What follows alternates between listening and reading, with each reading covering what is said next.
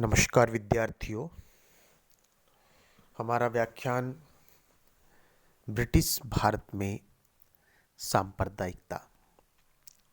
इससे पहले एक व्याख्यान हो चुका है जिसमें हमने प्रारंभ किया था कि भारत में उससे पहले, जबकि यहाँ पर अंग्रेजों की सत्ता की स्थापना हुई, यानी कि 1757, उससे पहले शताब्दियों से इस्लाम के मानने वालों का यहाँ शासन था। मुसलमान राजा थे और हिंदू प्रजा थी। उन राजाओं में बहुत से कट्टरपंथी भी थे, संकीर्ण मानसिकता के थे। उन्होंने हिंदू मंदिरों को तोड़ा, हिंदू आस्था पर प्रहार किया। इसके बावजूद जो एक बहुत महत्वपूर्ण बात उस दौरान हमें देखने को मिलती है कि एक प्रजा के रूप में हिंदू और मुसलमान का आपस में कोई द्वेष नहीं था। राजा राजा से लड़ रहे थे, चाहे राजनीतिक कारण से लड़ रहे हों, चाहे धार्मिक कारण से लड़ रहे हों, आर्थिक कारण से लड़ रहे हों। राजा राजा से लड़ रहे थे। राजा की अपनी सेना थी, उसमें हिंदू भी होते थे, मुसलमान भी होते थे। और जो हिंदू और मुसलमान की बात है, पीपल टू पीपल, एक आम आदमी की बात है, तो एक आम हिंदू और एक आम मुसलमान कभी आपस में नहीं लड़ रहे थे। यानी कि ब्रिटिश भारत से पहले भारत में सांप्रदायिकता की कोई समस्या नहीं थी। भारत में कभी सांप्रदायिक झगड़े नहीं हुए, कभी सांप्रदायिक द्वेष नहीं रहा। ये सांप्रदायिकता का विष बेल जो है, इसका बीजारोपण अंग्रेजों ने किया अपनी स्वार्थ सिद्धि के लिए। और उन्होंने अपना स्वार्थ सिद्ध तो किया ही, लेकिन इस देश को ऐसा जख्म दे गए, जब तक ये धरती सृष्टि रहेगी वो जख्म दिखाई देता रहेगा। उसको भारत भुला नहीं सकता, पाकिस्तान भुला नहीं सकता, बांग्लादेश उस जख्म को भुला नहीं सकता। विद्यार्थियों, आज हम बात को आगे बढ़ा रहे हैं। लगभग 6 शताब्दियों के दीर्घ शासन के उपरांत 18वीं शताब्दी के उत्तरार्ध में राजनीतिक सत्ता मुस्लिम शासक वर्ग के हाथों से निकलकर ईस्ट इंडिया कंपनी के राजनीतिक प्रभुत्व में आ गई और आर्थिक दृष्टि से व्यापारिक पूंजीवाद का प्रारंभ हुआ। फलस्वरूप शासन के विभिन्न क्षेत्रों में नई संस्थाओं का जन्म हुआ। प्रशासनिक व्यवस्था में व्यापक परिवर्तन का सबसे अधिक विनाशकारी प्रभाव मुस्लिम शासक वर्ग पर पड़ा। 19वीं शताब्दी के प्रथम दशक तक आते आते उसकी स्थिति जो है वस्तुतः शोचनीय हो गई। नए शासन तंत्र से सामंजस्य के प्रश्न पर मुस्लिम समाज में 2 प्रतिक्रियाएं उभर कर आईं। एक तो वह वर्ग था जो किसी भी मूल्य पर ब्रिटिश शासन के समझौते के पक्ष में नहीं था और हिंसात्मक माध्यम से जिहाद की घोषणा करके उसको उखाड़ फेंकना चाहता था। इसके विपरीत एक दूसरा वर्ग भी था जो ब्रिटिश राज की स्थिरता के संबंध में विश्वस्त था और मुस्लिम समुदाय के विकास में पश्चिमी शिक्षा और अंग्रेजी भाषा के महत्वपूर्ण योगदान में आस्था रखता था। इस प्रकार के दृष्टिकोण का जो प्रतिनिधित्व है, जो हमने 2 अभी दृष्टिकोणों की चर्चा की है। जो पहला दृष्टिकोण था हिंसात्मक माध्यम, उसका प्रतिनिधित्व किया वहाबी आंदोलन। वहाबी आंदोलन के द्वारा सैयद अहमद बरेलवी ने इसका प्रतिनिधित्व किया। और जो दूसरी विचारधारा ने अलीगढ़ आंदोलन को जन्म दिया, जिसका नेतृत्व सर सैयद अहमद खान ने किया। वहाबी आंदोलन के विकास और विस्तार पर हम चर्चा अधिक नहीं करेंगे, क्योंकि वो हमारा पाठ्यक्रम का विषय नहीं है, एक संदर्भवश बात चलेगी। परंतु यहाँ यह बताना आवश्यक है कि यह आंदोलन उस धार्मिक पुनरुत्थान की कड़ी थी जिसका प्रारंभ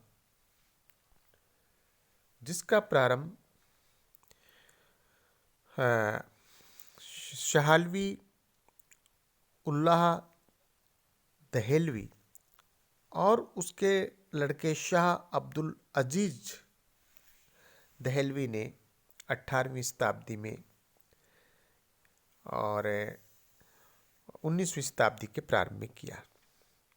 दहलवी का जो समय है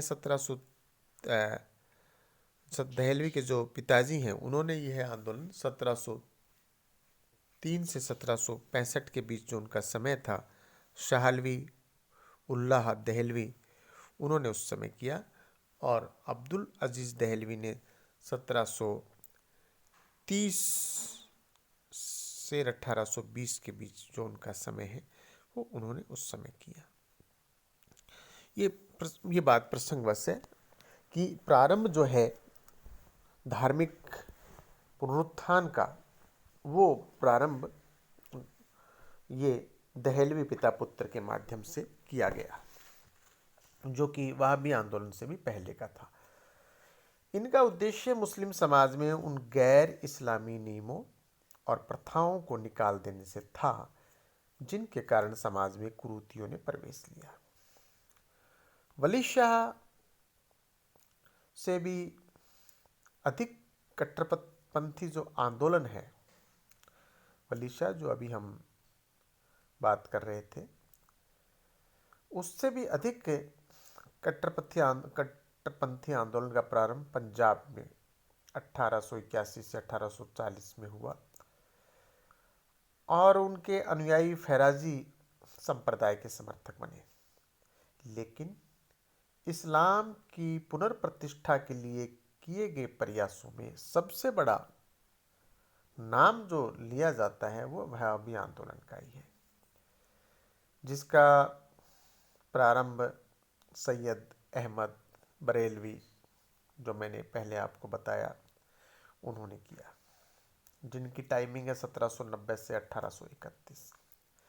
पंजाब के सिख राज्यों में मुस्लिम जनता के उचित सम्मान को लेकर के इन्होंने नेतृत्व किया, जिहाद का आह्वान किया। हजारों की संख्या में मुजाहिद तैयार किए गए। सिख राज्यों के विरुद्ध युद्ध की घोषणा की गई। 1826 में प्रारंभ हुआ यह आंदोलन 5 वर्षों तक चला और 1831 में पश्चिमोत्तर सीमा प्रांत, जो आप आज जो विद्यार्थियों जो पाकिस्तान है, पाकिस्तान के आगे जो अफगानिस्तान है, बलूचिस्तान है खास करके, के एटमाबाद जिले में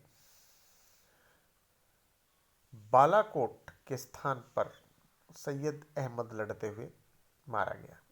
सैयद अहमद की मृत्यु के बाद भी यह आंदोलन चलता रहा, जिसके पीछे एक विस्तृत ऑर्गेनाइजेशन था। बाद में इस आंदोलन का केंद्र पटना बन गया। ब्रिटिश शासन के अंतर्गत भारतीय भूमि को दारुल हर्ब यानी कि युद्ध का स्थान मानते हुए मुसलमानों ने आह्वान किया कि वे या तो जिहाद करें या फिर हिजरत करें। हिजरत का मतलब जन्नत का रास्ता लेने, या यानी कि अपने प्राण त्याग, अपने छोड़ दें, इस दुनिया को छोड़ दें। इस आंदोलन के प्रभाव से पश्चिमोत्तर सीमा प्रांत में कई बार ब्रिटिश शासकों को सैनिक अभियान करने पड़े। इसके साथ ही वहाबी आंदोलन के समर्थकों के ऊपर मुकदमे भी चलाए गए। 1874 से 1871 के बीच 5 राजकीय मुकदमों में वहाबी आंदोलनों से सहानुभूति रखने वालों को कठोर दंड दिए गए, जिसमें प्राण दंड भी दिया गया, काला पानी की सजा भी हुई और भी लंबी कैद हुई। लेकिन नीतिगत कारणों से प्राण दंड की सजा को काला पानी में परिवर्तित कर दिया गया। 1871 के मुकदमों के दौरान ब्रिटिश शासन के प्रति मुस्लिम कटुता अपनी चरम सीमा पर पहुंच गई थी। परिणाम स्वरूप 1871 में कलकत्ता न्यायालय के मुख्य न्यायाधीश जॉन पैक्सटन नॉर्मन की हत्या एक वहाबी ने न्यायालय की सीढ़ियों पर ही कर दी। कुछ महीनों बाद फरवरी 1872 में भारत के वायसराय लॉर्ड मेयो की हत्या अंडमान में कर दी, वह भी एक वहाबी के द्वारा की गई।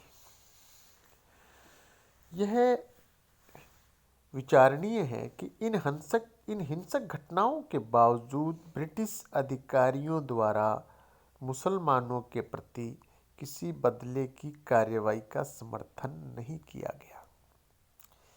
विद्यार्थियों, यह बहुत महत्वपूर्ण बात है। इस बात में अंग्रेजों की पॉलिसी छिपी है, अंग्रेजों की नीति, अंग्रेजों की मंशा। वरना एक अंग्रेज अधिकारी, वो भी वायसराय की हत्या होती है और अंग्रेज बदले की कार्रवाई नहीं करते हैं। इसके पीछे अंग्रेजों की मंशा जो है वो हमें मालूम चलती है। अपनी मृत्यु के कुछ समय पूर्व लॉर्ड मेयो ने मुसलमानों को अंग्रेजी माध्यम से पश्चिमी शिक्षा अपनाने पर जोर दिया था। उसने ही सर विलियम हंटर को इस समस्या पर कि क्या भारतीय मुसलमान अपने धर्म द्वारा ब्रिटिश शासन के विरुद्ध विद्रोह करने के लिए बाध्य हैं, एक पुस्तक लिखने को कहा था। किसने? लॉर्ड मेयो ने कहा। किसको? विलियम हंटर को। क्या भारतीय मुसलमान अपने धर्म द्वारा ब्रिटिश शासन के विरुद्ध विद्रोह करने के लिए बाध्य हैं? यह पुस्तक लिखने को कहा, जो कालांतर में भारतीय मुसलमान के नाम से प्रकाशित हुई। लॉर्ड नॉर्थब्रुक ने, जो कि लॉर्ड मेयो के बाद यहाँ पर आया, मुसलमानों की शिक्षा को प्रोत्साहन देने का प्रयास जारी रखा। कलकत्ता मदरसा में सुधार किया गया, आर्थिक सहायता प्रदान की गई, लेकिन उच्च शिक्षा के क्षेत्र में मुसलमानों की स्थिति बहुत शोचनीय थी। इसका अंदाजा विद्यार्थियों इस बात से लगाया जा सकता है कि 1858 से 1878 20 साल के अवधि में 1373 व्यक्तियों को ग्रेजुएशन की डिग्री मिली, जिसमें मुसलमानों की संख्या केवल 30 थी। 1373 में से केवल 30। और ऐसा प्रतीत होता था कि उच्च शिक्षा के विरुद्ध मुसलमानों में एक धार्मिक और सांस्कृतिक उदासीनता है। अब ये जो उदासीनता थी, अब उच्च शिक्षा के प्रति जो मानसिक प्रतिरोध जिसका मुस्लिम समुदाय शिकार बन गया था, वह समाप्त करने में जिस मुस्लिम सामाजिक नेता का सबसे बड़ा योगदान था, वह नाम है सर सैयद अहमद खान। उन्होंने मुस्लिम समुदाय को एक नई पहचान दी और यह सिद्ध किया कि पश्चिमी शिक्षा और विचारधारा इस्लाम विरोधी नहीं है। इसके विपरीत आधुनिक शिक्षा इस्लाम को सही समझने में मददगार सिद्ध होगी। सर सैयद की दृष्टि में 19वीं शताब्दी को बौद्धिक और वैज्ञानिक प्रगति 19वीं शताब्दी की बौद्धिक और वैज्ञानिक प्रगति इस्लाम के प्रति कोई चुनौती की स्थिति लाने में असमर्थ थी। अपने विचारों और कार्यक्रमों का केंद्र बिंदु उन्होंने अलीगढ़ को बनाया और उस स्थान से किए गए जो सभी प्रयास थे वो अलीगढ़ आंदोलन के नाम से प्रसिद्ध है। यहाँ यह उल्लेख कर देना भी आवश्यक है कि सर सैयद के प्रयासों से पूर्व भी मुसलमानों को शैक्षिक या राजनीतिक आधार पर संगठित किया गया था। ऐसे प्रयासों में कलकत्ता के अब्दुल लतीफ़ का नाम, जिन्होंने 1863 में Mohammedan literary and scientific society की स्थापना की, और इसी कड़ी में सर अमीर अली, जिन्होंने 1878 में नेशनल मोहम्मडन एसोसिएशन का स्थापना किया। इन संगठनों का उद्देश्य भी मुसलमानों में पश्चिमी शिक्षा के प्रति जागरूकता और ब्रिटिश राज्य के प्रति स्वामी भक्ति जागृत करना था, परंतु अलीगढ़ आंदोलन की तुलना में इनकी सफलताएं नगण्य। सैयद जो सर सैयद अहमद हैं, दिल्ली के रहने वाले थे और इनका जन्म दिल्ली के एक अभिजात वर्गीय परिवार में हुआ था। बचपन में परंपरागत शिक्षा प्राप्त की और अपने पिता की मृत्यु के बाद 1838 में उन्होंने फौजदारी अदालत में नौकरी कर ली। कई स्थानों पर पद परिवर्तन के बाद 1857 के विद्रोह के समय आपकी जो पोस्टिंग थी वो बिजनौर में थी, सदर अमीन के पद पर, और उन्होंने सर सैयद ने उस समय विद्रोह को दबाने में अंग्रेज अधिकारियों की बड़ी मदद की और कई अंग्रेज परिवारों को शरण दे करके उनकी प्राण रक्षा की और वो अंग्रेजों के निकट व्यक्ति हो गए। रोहेलखंड क्षेत्र में मुसलमानों को जो धन और जन की हानि हुई उससे सैयद अहमद बहुत दुखी हुए।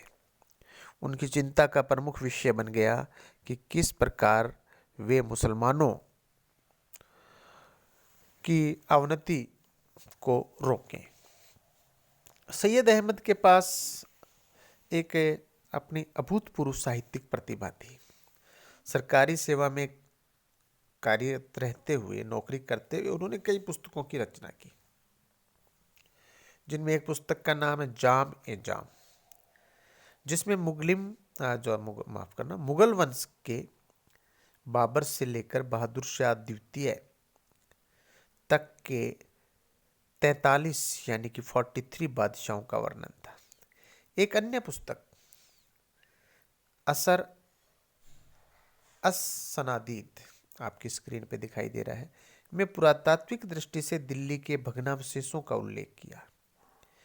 इस पुस्तक के इतिहास की दृष्टि से महत्व के कारण उनको रॉयल एशियाटिक सोसाइटी का फेलो भी बनाया गया।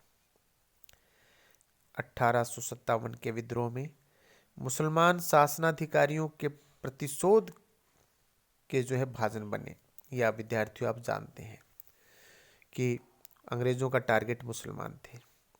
शासकों की दृष्टि में अपने समुदाय की छवि सुधारने के लिए, यानी अंग्रेजों की दृष्टि में मुसलमानों की छवि सुधारने के लिए सर सैयद अहमद ने असबाब ए बगावत ए हिंद नामक पुस्तक की रचना की। मनमान्य तर्कों द्वारा उन्होंने विद्रोह के उत्तरदायित्व से मुसलमानों को मुक्त करने का प्रयास किया। बहादुर शाह द्वितीय को उन्होंने मूर्ख बादशाह कहा, जो किसी प्रकार का नेतृत्व प्रदान करने में असमर्थ था। उस वर्ग को उसने नीच कुल के धूर्त मौलवी कहा, जिन्होंने अंग्रेजों के विरुद्ध जिहाद का नारा दिया था। अब ये इस प्रकार के तर्क सैयद अहमद ने अपनी पुस्तक में दिए। उन्होंने लॉयल मोहम्मडन्स ऑफ इंडिया नामक टाइटल से बहुत सारे पंपलेट्स निकाले, पर्चे निकाले, और जिसमें उन्होंने घोषित किया कि जो मुसलमान हैं वो मुसलमान हिंदुस्तान में एक स्वामी भक्त कौम है जो शासन के प्रति हमें हमेशा स्वामी भक्ति का परिचय दिया है। वो अंग्रेजों के प्रति भी स्वामी भक्त हैं। और उन्होंने यह भी इन पर्चों के द्वारा बताया कि जिस राज्य में मुसलमानों को संरक्षण प्राप्त रहता है वहाँ जिहाद नहीं किया जाता। ये उन्होंने अंग्रेजों को समझाने का प्रयास किया कि मुसलमान 1857 के विद्रोह में मुसलमानों की जो भूमिका है वो कुछ बहकाए गए मुसलमान थे, वरना वो अंग्रेजों के वफादार हैं। शेष अगले व्याख्यान में। बहुत बहुत धन्यवाद।